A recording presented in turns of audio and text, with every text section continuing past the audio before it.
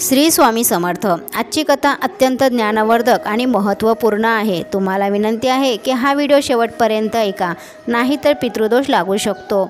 एकदा देवर्षी नारद मुनी भगवान शंकराकडे गेले। त्यांनी भगवान शंकरांना नमस्कार केला। भगवान महादेवांनी नारद मुनीचा आदर करून त्यांना आपल्या जवळ बसायला सांगितले। भगवान महादेव नारद मुनींना म्हणाले, तुम्ही इथे का आला आहात? काही महत्त्वाचं काम आहे का? किंवा तुम्हाला माझ्याकडून कोणत्या प्रश्नाचे उत्तर हवे आहे का? तुमचं इथं येण्याचं काय प्रयोजन आहे? कृपया मला सांगा। नारद मुनी म्हणाले, हे देवादिदेव महादेव, तुम्ही तिन्ही लोकात सर्वश्रेष्ठ आहात। तुमच्यापासून कोणतीच गोष्ट लपून राहू शकत नाही। तुम्हाला भूतकाळ आणि भविष्यकाळाचे ज्ञान आहे। म्हणूनच मी तुमच्याकडे एक महत्त्वाचा प्रश्न घेऊन आलो आहे। हे महादेव, कृपया माझ्या प्रश्नाचे उत्तर द्या आणि माझ्या मनाला संतुष्ट करा। नारद मुनीचे हे बोलणं ऐकून भगवान महादेव म्हणाले, तुम्ही सत्य बोलत आहात। आम्हाला तिन्ही लोकात राहणाऱ्या सर्व प्राण्यांबद्दल माहिती आहे। सांगा, तुमचा कुठला प्रश्न आहे तो? तेव्हा नारद मुनी म्हणाले, हे महादेव, मी मृत्यूलोकात भ्रमण करत होतो आणि तेथे भ्रमण करत असताना मी भूत, प्रेत, पिशाच यासारख्या विचित्र गोष्टी पाहिल्या। त्या जंगलात निवास करतात। तसेच मी पाहिले की सर्वात दुष्ट शक्ती मनुष्याला त्रास देतात आणि त्याला नेहमी दुःख देतात। याचे काय कारण आहे? या वाईट शक्ती मनुष्याला का त्रास देतात? माझ्या मनामध्ये दुसरा प्रश्न देखील येतो की मनुष्य आपल्या पितरांचे पिंडदान का करत नाही?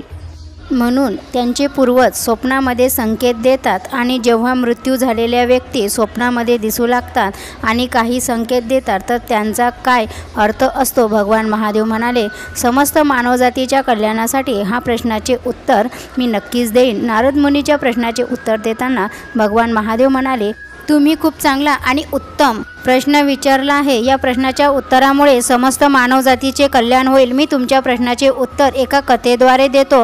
ही कथा अत्यंत पवित्र आहे। या कथेला लक्षपूर्वक ऐका आणि याच कथेमध्ये तुमच्या मनातील सर्व प्रश्नाची उत्तरं मिळतील। जो व्यक्ती या पवित्र कथेला मनापासून श्रवण करेल, मनापासून ऐकेल, त्याच्या घरामध्ये नेहमी सुख आणि प्रगतीचे दार उघडे राहील। तेव्हा नारद मुनी म्हणाले, हे महादेव, तुमची खूप कृपा होईल।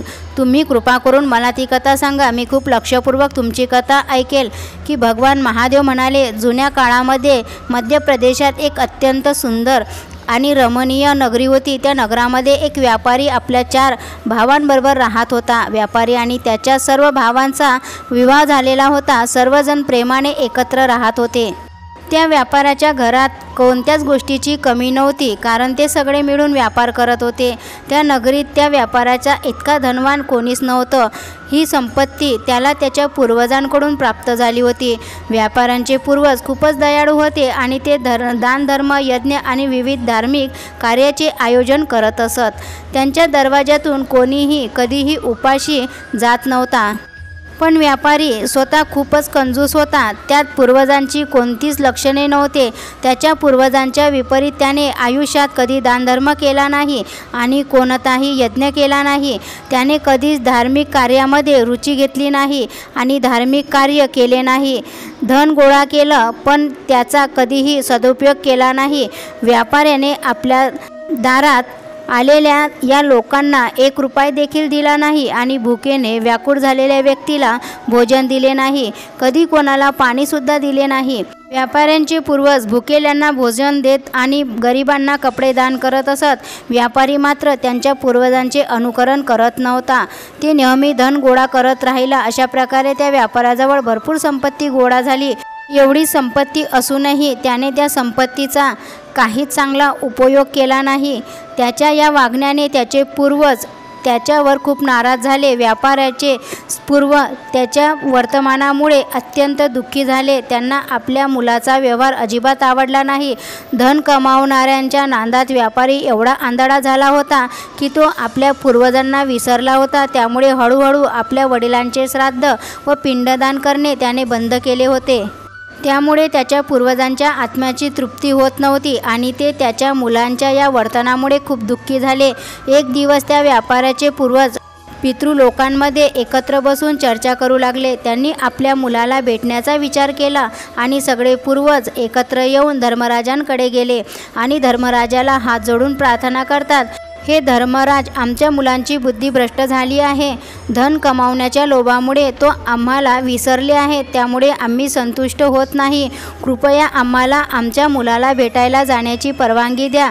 आम्ही त्याला समजावून काही वेळानंतर परत येऊ. त्याला शास्त्राचे ज्ञान देखील देऊ. धर्मराज म्हणाले, हे दिव्य आत्मा, तुम्ही त्यांच्या स्वप्नात जाऊन संकेत देऊ शकता. धर्मराजाचे बोलणे ऐकून सर्व पितृगण सहमत होतात. ते एक एक करून आपल्या सर्व मुलांच्या स्वप्नात जातात आणि त्यांना दर्शन देतात. सर्वात पहिल्यांदा ते व्यापाऱ्याच्या म्हणजेच आपल्या सर्वात मोठ्या मुलांच्या स्वप्नात जातात आणि संकेत देतात, पण त्यांचा मोठा मुलगा त्या संकेतला समजू शकत नाही. दुसऱ्या दिवशी तो त्या स्वप्नाला विसरून जातो आणि पूर्वजांनी दिलेल्या संकेतांना पूर्णपणे दुर्लक्ष करतो. त्यानंतर पितृगण दुसऱ्या मुलाच्या स्वप्नात जातात आणि त्यालाही दर्शन देतात आणि संकेत देतात, पण तोही त्या संकेताकडे दुर्लक्ष करतो आणि विसरून जातो. अशा प्रकारे कोणीही आपल्या पूर्वजांनी दिलेल्या संकेतांना समजू शकला नाही. त्यामुळे सर्व पितृगण पूर्णपणे नाराज आणि क्रोधित होतात. व्यापारी आणि त्यांचे सर्व भाऊ धनाच्या लोभामुळे पूर्णपणे आंधळे झाले होते. त्यांना आपल्या पूर्वजांनी दिलेल्या संकेताचा अर्थ समजू शकला नाही. भगवान महादेव नारद मुनींना सांगतात की पितरांनी स्वप्नात दर्शन दिल्यानंतरही काही दिवसांनी त्या व्यापारामध्ये खूप मोठं नुकसान झालं. व्यापारामध्ये सतत नुकसान होत राहिलं आणि हळूहळू त्याचा सर्व व्यापार बुडाला, कारण त्याचे पितृ त्याच्यावर नाराज झाले होते. त्यामुळे त्याची सर्व संपत्ती नष्ट झाली. हळूहळू त्या सर्व भावांमध्ये भांडणं आणि क्लेश निर्माण झाले. त्यांनी आपल्या पूर्वजांनी मिळालेल्या सर्व जमिनी, संपत्ती आणि घर देखील विकून टाकले. अशा प्रकारे ते चारही भाऊ प्रगती करण्याच्या ऐवजी रस्त्यावर आले. सर्व भाऊ वेगवेगळे होऊन आपापले पालनपोषण करू लागले. दुसरीकडे पितृलोकांमध्ये पितृंना आपल्या मुलांची दुर्गती पाहून, कष्ट पाहून पितृगण दुःखी झाले. त्यांनी पुन्हा एकदा धर्मराजाकडे जाऊन प्रार्थना केली, हे धर्मराज, आम्हाला आमच्या मुलांची अशी दुर्गती पाहावत नाही. आमच्या पुण्यकर्माचा त्यांनी नाश केला आहे. कृपया काहीतरी उपाय करा, ज्यामुळे आमच्या मुलांना सद्बुद्धी येईल आणि त्यांच्या चुकीची जाणीव त्यांना होईल. भगवान महादेव म्हणाले, हे देवर्षी नारद. धर्मराज त्या पितरांना सांगतात, हे पुण्यात्मा, तुमच्या या अवस्थेला मी चांगल्या प्रकारे समजू शकतो, म्हणूनच मी तुमची मदत करेल. धर्मराज एक ब्राह्मणाचे रूप धारण करतात आणि पृथ्वीवर येतात. त्यांनी या पितरांच्या मुलांना भेटण्यासाठी त्यांच्या घरी जाण्याचा निर्णय घेतात. धर्मराज ब्राह्मणाच्या रूपात असताना सर्वात पहिल्यांदा त्या व्यापाऱ्याच्या घरी जातात.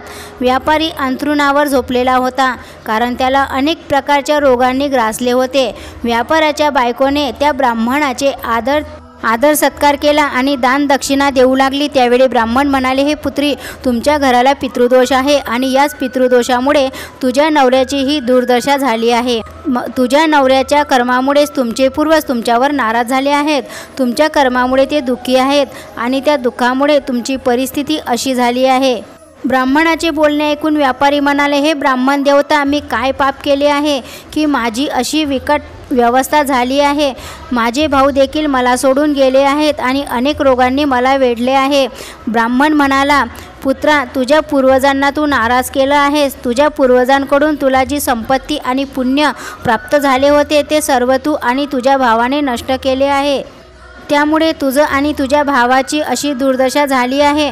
तुझ्या पूर्वजांनी तुमच्या स्वप्नात येऊन किती वेळा तुम्हाला संकेत दिले, पण तुम्ही त्या संकेताकडे दुर्लक्ष केले आणि आपल्या पूर्वजांचा अपमान केला. त्यामुळे तुमच्या सर्व वैभवाचा, धनाचा आणि मान सन्मानाचा नाश झाला आहे. ब्राह्मणाच्या या शब्दानंतर व्यापाऱ्याला आठवलं की त्यांच्या स्वप्नात त्यांचे पूर्वजांनी त्याला दर्शन दिले होते. ती व्यापारी ब्राह्मणाला म्हणाला, हे ब्राह्मण देवता, तुम्ही सत्य बोलत आहात. माझ्या पूर्वजांनी माझ्या स्वप्नात येऊन मला दर्शन दिले होते, पण मी त्यांनी दिलेल्या संकेताचा अर्थ समजू शकलो नाही. तुमची कृपा झाली आहे. कृपया पूर्वजांच्या स्वप्नात दिसलेल्या संकेताविषयी मला अधिक माहिती द्या. भगवान महादेव देवर्षी नारद मुनींना सांगतात. नारद मुनी ब्राह्मण देवता पुढे म्हणाले, हे पुत्र, तू लक्षपूर्वक ऐक. मी तुला सांगतो की स्वप्नात पूर्वज आले तर त्यांचे काय संकेत असतात. ब्राह्मण रूपात धर्मराज म्हणतात, जर पितरांचा उद्धार झाला नाही तर ते प्रेत योनीमध्येच मृत्यूलोकात भटकत राहतात. ते भुकेने आणि तहानेने व्याकुळ होऊन आपल्या कुटुंबामध्ये प्रवेश करतात.